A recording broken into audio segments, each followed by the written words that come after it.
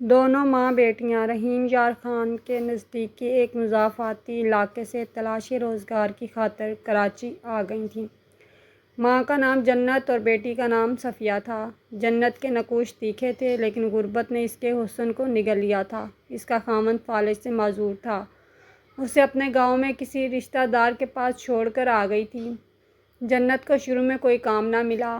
وہ ایک کچی آبادی میں اپنے دور کے رشتہ دار کے ہاں ٹھہری ہوئی تھی۔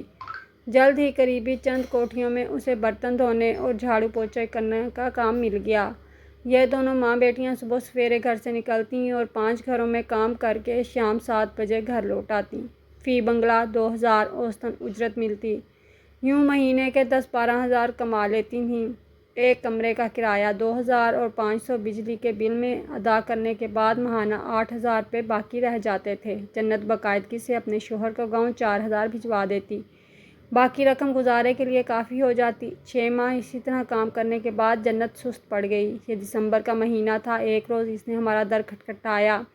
میں لان میں کرسی ڈالے دھوپ سینک رہی تھی۔ ان دنوں ملازمہ کام چھوڑ کر چلی گئی تھی اور کام والی ماسی کی مجھے اشد ضروری تھی۔ گیٹ کھولا تو لگا کہ اللہ تعالیٰ نے میرے دل سے نکلی دعا قبول کر لی ہے، کیونکہ پچھلے 15 دن سے گھر میں صفائی نہ ہوئی تھی۔ کھانا پکانے اور برتن دھونے سے ہی ایسی تھکن ہو جاتی کہ نڈھال ہو جاتی، باقی کام پڑا رہتا۔ جنت اندر آ گئی۔ وہ خود کو تو لاغر سی تھی، لیکن اس کی 14 سالہ بیٹی تنومند اور خوبصورت تھی۔ سمجھ گئی تھی ان کو کام کی ضرورت ہے، پھر بھی آنے کا مقصد دریافت کیا۔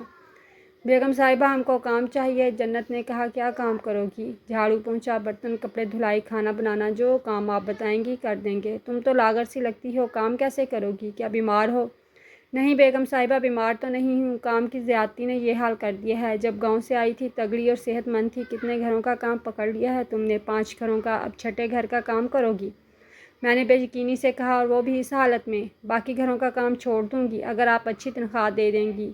ہم بھی گھر گھر کام کر کے تھک جاتے ہیں۔ ہاں، مجھے بھی سارے دن کے لیے کوئی گھریلو ملازمہ چاہیے۔ کھانا میں خود بناتی ہوں، باقی کا سب کام کرنا ہوگا۔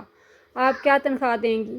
ہم دونوں ماں بیٹیاں کام کریں گی۔ 8 ٹھیک ہے؟ نہیں بیگم صاحبہ، 5 گھر چھوڑ کر ایک گھر کا اسی لیے کرنا چاہتی ہوں کہ کم از کم 10,000 مل جائیں۔ 2,000 کرایہ اور 4 اپنے بیمار شوہر کی دوا کے لیے میرے پلے سے ہر ماہ چلے جاتے ہیں۔ باقی میں گزارا مشکل سے ہوتا ہے، بڑی مہنگائی ہے۔ ہاں وہ تو ہے۔ میں نے تھوڑی دیر سوچا۔ بڑی مشکل سے ہاتھ لگی تھیں۔ اگر ابھی ان کو نہ رکھا تو خبر نہیں پھر کب کوئی معاون ملے۔ اچھا ٹھیک ہے، لیکن صبح 7 بجے کچن میں موجود ہونا۔ ناشتہ بنانے میں مدد درکار ہوگی۔ صاحب سویرے کام پر چلے جاتے ہیں، ان کو ٹھیک 7:30 بجے ناشتہ چاہیے۔ ٹھیک ہے بی بی۔ شام کو کب تک رہو گی؟ جب تک آپ کا کام ختم نہ ہوگا۔ جب چھٹی ملے گی تب جائیں گے۔ میں نے جنت اور اس کی بیٹی کو رکھ لیا۔ 1 ماہ میں ان دونوں نے ثابت کر دیا کہ وہ بہترین معاون خدمتگار ہیں۔ جو کام بتاتی خوش اسلوبی سے کرتی۔ میرے بنگلے کا سرونٹ کوارٹر خالی پڑا تھا۔ حبیب نے کہا، ان کو کوارٹر دے دو، دن رات رہیں گی تو تم کو شام کے بعد بھی سہولت مل جائے گی۔ میں نے کہا، کل سے اپنا سامان لے آنا اور یہاں ہی رہنا سہنا۔ پانی بجلی کا کوئی مسئلہ نہیں ہے، آرام سے رہو گی۔ اگلے روز وہ ایک رکشے پر اپنا مختصر سا سامان لے آئی اور کوارٹر کی صفائی کر کے اسے آباد کر دیا۔ سرونٹ کوارٹر میں جنت اور صفیہ کے دن رات رہنے سے مجھے واقعی سہولت ہو گئی تھی۔ جنت تو شام کو کوارٹر میں جا گھستی، سو جاتی۔ صفیہ کو جب آواز دیتی وہ دوڑی آتی۔ دونوں ناشتہ اور کھانا ہمارے گھر سے کھاتی تھیں۔ اس طرح اچھا کھانا ملتا، ان کی بچت ہو جاتی۔ دوا دارو وہ کبھی خود لے لیتی، کبھی میں لے دیتی۔ جنت میرے پاس خوش تھی، میں اس کے آ جانے سے پرسکون تھی۔ خاص طور پر صفیہ بہت اچھی لڑکی تھی۔ اس نے اتنی سہولت دی کہ اب میں بغیر ہاتھ پیر ہلائے اپنے بیڈ روم میں لیٹی ٹی وی دیکھتی رہتی۔ وہ پانی بھی ہاتھ میں لا دیتی۔ وقت گزرنے کے ساتھ ساتھ صفیہ نکھرنے لگی۔ خوبصورت تو تھی، کھانا اچھا اور زیادہ رنگ و روپ نکال لیا۔ محنت مشقت نے اس کا کچھ نہیں بگاڑا، زیادہ تنومند ہو گئی۔ لیکن جنت روز بروز کمزور اور نڈھال رہنے لگی، جیسے کسی مرض نے اندر اندر اسے گھلا دیا ہو۔ بالآخر وہ بیمار پڑ گئی۔ ڈاکٹر کو دکھایا، اس نے کچھ ٹیسٹ وغیرہ لکھ کر دیے۔ پتہ چلا اس کے گردے کام چھوڑ رہے ہیں۔ یہ رپورٹ آئی تو میں دہل گئی۔ اب وہ زیادہ تر کوارٹر میں لیٹی رہتی، لیکن صفیہ نے جنت کی کمی محسوس نہ ہونے دی۔ وہ زیادہ تندہی سے کام کرنے لگی تاکہ ان کو ملازمت سے ہم جواب نہ دے دیں۔ ظاہر ہے جس لڑکی کے ماں باپ دونوں بیمار ہوں اور کمانے والا کوئی نہ ہو، وہ غربت سے ڈر کر کام کی مشین نہ بنے گی تو اور کیا کرے گی۔ انہی دنوں جبکہ جنت بیمار تھی، گاؤں سے اس کے رشتہ دار کا فون آ گیا کہ تمہارا شوہر زیادہ بیمار ہے، جلدی آؤ۔ بی کچھ رقم ایڈوانس دے دیں، بے شک صفیہ کو اپنے پاس رکھ لیں، نہ جانے وہاں کیا حالات درپیش ہوں، رقم تو چاہیے ہوگی۔ میں نے اس کے حال پر ترس کھاتے ہوئے تنخواہ کے علاوہ 10,000 اور بھی دیے کہ پیش کی تنخواہ سمجھ لو۔ حبیب سے کہا کہ اماں جنت کو رحیم یار خان جانے والی کوچ پر بٹھاؤ۔ وہ خود اسے اپنی کار میں اڈے تک لے گئے اور ٹکٹ بھی خرید کر دیا۔ اماں جنت صفیہ کو میرے حوالے کر کے گاؤں چلی گئیں۔ جاتے ہوئے اس نے اپنی بچی کا ہاتھ میرے ہاتھوں میں دے کر کہا تھا، بیگم صاحبہ یہ میری نہیں آپ کی بچی ہے، اسے اپنی بچی ہی سمجھنا۔ اگر میں لوٹ کر نہ آ سکوں تو سمجھ لینا کہ اس کا آپ کے سوا دنیا میں کوئی نہیں ہے، اسے کسی کے حوالے مت کرنا، اس کی شادی بھی آپ ہی کسی اچھے انسان سے کر دینا۔ میں اس کا منہ تکتی رہ گئی اور وہ یہ چند باتیں میرے گوش گزار کر کے روانہ ہو گئی۔ شاید اس کی چھٹی حس بتا رہی تھی کہ اب اسے لوٹنا نصیب نہ ہوگا۔ وہ کافی عرصہ سے بیمار تھی اور ہم سے چھپاتی رہی تھی، اپنی ہمت سے کام لیتی رہی، آخر کو پاپی پیٹ کو پالنا تھا۔ گاؤں پہنچی تو پتہ چلا کہ اسی روز صبح دم اس کا شوہر فوت ہو گیا ہے۔ وہ بیان کرنے کو وقت پر آ موجود ہوئی تھی۔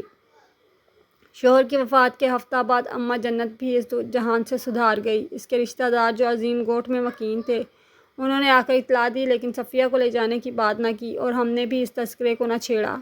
حبیب نے کہا کہ اگر لڑکی کا سگا بھائی، ماموں، بہن وغیرہ آتا تو بات کر لیتے، دور کے رشتہ داروں کے پاس تو صفیہ خود بھی نہ جانا چاہتی تھی۔ صفیہ نے بتایا تھا کہ وہ اکلوتی ہے، اس کا کوئی بہن بھائی نہیں ہے، ماموں بھی نہیں ہیں، سوتیلے چچا اور پھپھو ہیں، لیکن وہ صفیہ اور اس کے ماں سے نہ ملتے تھے، ان سے کوئی توقع عبث تھی۔ باقی رشتہ دار رشتہ لینے کے چکر میں ضرور آئیں گے، لیکن وہ کسی کے ساتھ نہیں جائے گی، بالآخر ہمارے پاس ہی رہے گی۔ بچی نے اپنا فیصلہ ہم کو سنا دیا۔ یہ ایک خوش آئند بات تھی کہ صفیہ کسی کے پاس جانے کی بجائے ہمارے ساتھ رہنا چاہتی تھی۔ اس کے رہنے سے ہم کو بہت سکھ اور آرام تھا۔ اس کی ماں سے وعدہ کیا تھا، سو نبھانے میں بھی ہمارا ہی فائدہ تھا، لہٰذا میں نے اسے تسلی دی کہ اس کی مرضی کے بغیر کسی رشتہ دار کے حوالے نہ کروں گی، بلکہ ہم بیٹی بنا کر رکھیں گے۔ وہ اس تسلی پر خوش اور مطمئن ہو گئی، پہلے سے بھی زیادہ محنت اور جان فشانی سے کام کرتی۔ مجھے نئے لباس پہننے کا شوق تھا، چند دن ایک جوڑا پہنتی تو پھر جی اوب جاتا، نئے جوڑے بنوا لیتی اور اپنے پہنے ہوئے نئے جوڑے صفیہ کو بخش دیتی۔ اچھے لباس میں تو وہ شہزادیوں جیسی لگتی، مہمان آتے تو اسے ہمارا رشتہ دار سمجھتے۔ 5 برس اور بیت گئے، وہ 24 کے لگ بھگ ہو چکی تھی، لیکن میرے دل میں اس کو بیانے کا خیال نہ آیا۔ بھلا کیسے بیاہ دیتی؟ اگر وہ شادی ہو کر اپنے گھر کی ہو جاتی تو میرے گھر کا کام کاج کون کرتا؟ جس طرح دل جمی سے وہ کرتی تھی، اتنی مخلص اور ایماندار گھریلو ملازمہ کا ملنا جو 24 گھنٹے خدمت میں حاضر رہتی ہو اور اف بھی نہ کرے، کسی کام سے انکار نہ کرے اور جس کا کوئی ولی وارث بھی نہ ہو، فی زمانہ ممکن ہی نہ تھا۔ اب تو مجھے اسے تنخواہ دینے کی بھی فکر نہ تھی۔ صفو کہتی، باجی میں ان پیسوں کا کیا کروں گی، آپ اپنے پاس جمع کرتی جائیں۔ تب خیال آتا تھا شاید یہ اس لیے تنخواہ میرے پاس جمع کرانا چاہتی ہے کہ کبھی اس کی شادی ہوگی تو یہ جمع شدہ رقم کام آئے گی۔ 3 بچوں کے بعد میں نے فیملی پلاننگ پر عمل کیا، لیکن کچھ ایسی دوائیاں 10 برس لگاتار استعمال کیں کہ بالآخر ان دوائیوں کا رد عمل شروع ہو گیا، جس کے نتیجے میں بیمار رہنے لگی۔ اس بیماری میں صفو نے میری جان توڑ کر خدمت کی، علاج سے افاقہ نہ ہوا۔ کئی ماہ ڈاکٹروں اور لیڈی ڈاکٹرز کو دکھایا، دوائیاں جو مسلسل کھا رہی تھی انہوں نے بند کرا دیں۔ مرض بڑھتا گیا، جوں دوا کی، بالآخر بستر سے لگ گئی۔ بیٹی ماہروخ اب 15 برس کی تھی، اس سے چھوٹی 13 کی اور جواد 9 سال کا ہو گیا تھا۔ جب ڈاکٹر نے بتایا کہ آپ کو کینسر کا خطرہ ہے، بہتر ہے کہ جسم کے اندرونی اس حصے کو نکلوا دیں جس میں کینسر کا اندیشہ ہے، آپ ٹھیک ہو جائیں گی۔ میں ڈر رہی تھی، آپریشن نہ کرانا چاہتی تھی۔ حبیب نے یہی مشورہ دیا کہ ہمارے ماشاءاللہ 3 بچے ہیں اور اولاد کی خواہش تو نہیں ہے، جو آپریشن ڈاکٹر کہتے ہیں کرا لینا چاہیے، وقت پر علاج ہو جائے تو بڑے اور ناقابل علاج مرض سے بچا جا سکتا ہے۔ حبیب کے کہنے پر آپریشن کے لیے تیار ہو گئی۔ وہ دن آ گیا جب آپریشن تھا۔ بچوں کو صفیہ کے پاس چھوڑ کر ہم لاہور چلے گئے۔ آپریشن ہو گیا، رپورٹ صحیح آئی تھیں، کوئی کینسر وغیرہ نہ تھا۔ 15 دن اسپتال میں رہ کر گھر آ گئے۔ رفتہ رفتہ میں صحت یاب ہو گئی، 2 سال بالکل ٹھیک ٹھاک رہی۔ اچانک ایک روز طبیعت بگڑ گئی، فوراً اسپتال لے گئے۔ جریان خون سے بہت کمزور اور زرد پڑ گئی تھی۔ ڈاکٹرز کی کوشش سے عارضی طور پر افاقہ ہوا۔ 15 روز بعد پھر سے بیمار ہو گئی، وہی کیفیت۔ دوبارہ اسپتال لے گئے، بتایا کہ کینسر ہے، بمشکل 2 ماہ جی پائیں گی۔ پہلے تو حبیب نے مجھے نہ بتایا، لیکن ایک روز فون پر ڈاکٹر سے بات کر رہے تھے کہ اپنی بیماری کے بارے میں سن لیا۔ دل تھام کر رہ گئی، سوچا زندگی موت تو اللہ کے ہاتھ میں ہے، لیکن میرے بعد میرے بچوں کا کیا ہوگا اور حبیب کیا کریں گے؟ کیا خبر یہ دوسری شادی کر لیں، بچے سوتیلی ماں کے ہاتھوں میں چلے جائیں گے۔ خدا جانے سوتیلی ماں ان سے کیا سلوک کرے۔ سوچ سوچ کر پریشان رہنے لگی۔ اپنے سے زیادہ بچوں کی فکر کھائی جاتی تھی۔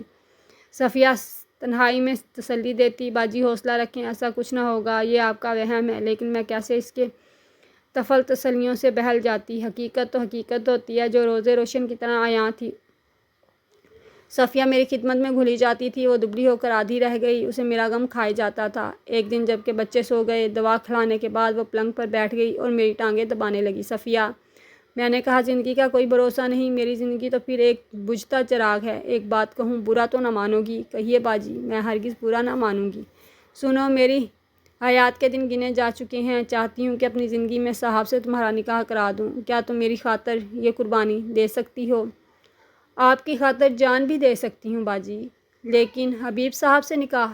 وہ میرے بڑے بھائی ہیں، ہمیشہ ان کو اسی نظر سے دیکھا ہے، ایسا سوچ بھی نہیں سکتی۔ صفیہ، سمجھنے کی کوشش کرو۔ دیکھو، میں تو بستر مرگ پر ہوں اور تمہاری شادی کی عمر نکل رہی ہے۔ وقت پر تم کو دلہن نہ بنایا، تم پر بڑا ظلم کیا ہے اور اب اپنے اس ظلم کا کفارہ بھی ادا کرنا چاہتی ہوں۔ صاحب تم سے عمر میں کچھ بڑے صحیح لیکن بوڑھے نہیں ہیں، ان کو بھی بیوی کی ضرورت ہوگی اور تم بھی اس گھر میں سکون سے رہو گی۔ میرے بعد بچوں کو ماں کا پیار دو گی۔ مجھے تم پر بھروسہ ہے، میں اس عمر کے لیے اپنے صاحب کو منا لوں گی، بس تم راضی ہو جاؤ۔ کافی لعت و لال کے بعد اس نے بالآخر میری مرضی کے آگے سر جھکا دیا، شاید یہ سوچ کر کہ میرے بعد اس کا بھی تو کوئی ٹھکانہ نہ تھا، کیا پتہ آئندہ حالات میں اسے دربدر ہونا پڑ جائے۔ حبیب کو میں نے منا لیا اور صفیہ کا نکاح ان سے کرا دیا۔ بچے بھی اس عمر پر ناخوش نہ تھے۔ صفیہ سوکن بن گئی، اسے سوکن بنا کر مجھے ملال نہ ہوا، ایک طرح سے خوشی ہوئی۔ وہ اب بھی ویسے ہی میری تابع دار تھی اور حبیب میرا اس قدر خیال کرتے تھے کہ میرے سامنے اس کے ساتھ کلام کرنے سے بھی احتراز کرتے تھے۔ گھر اور امور خانہ جیسے چل رہے تھے ویسے ہی چلتے رہے۔ حبیب کو بیرون ملک جانے کا موقع مل گیا تو مجھے بھی ساتھ لے گئے۔ امریکہ میں علاج کرایا، خدا کے فضل سے اصل مرض کا پتہ چل گیا، مجھے کینسر نہیں تھا، میں صحت یاب ہو گئی۔ گھر لوٹی تو خوشیاں دامن میں بھر کر بچوں کو خوب گلے لگا کر روئی اور ہنسی بھی کہ خدا نے مجھے نئی زندگی دے دی ہے۔ صفیہ بھی خوش تھی، لیکن وہ کبھی کبھی بجھی بجھی لگتی، کیونکہ حبیب نے نکاح ضرور کیا تھا لیکن وہ سوتے میرے ہی بیڈ روم میں تھے۔ صفیہ کے بیڈ روم میں بدستور میرے بچے اس کے ساتھ ہوتے تھے۔ صفیہ آج بھی میرے ساتھ ہے، میری سوکن ہے، لیکن ہم بہنوں کی طرح رہتی ہیں۔ میں نے اسے اور اپنے شوہر کو ان کے جائز حقوق بھی دے دیے ہیں، اللہ تعالیٰ کے خوف اور خوشنودی کی خاطر۔ لیکن جس دن میری سوکن کی باری میرے شریک زندگی کے ہمراہ رہنے کی ہوتی ہے، میں بہت اداس ہو جاتی ہوں اور چھپ چھپ کر آنسو بہاتی ہوں۔ سچ ہے کہ سوکن ریشم کی گڑیا بھی ہو تو گراں ہوتی ہے۔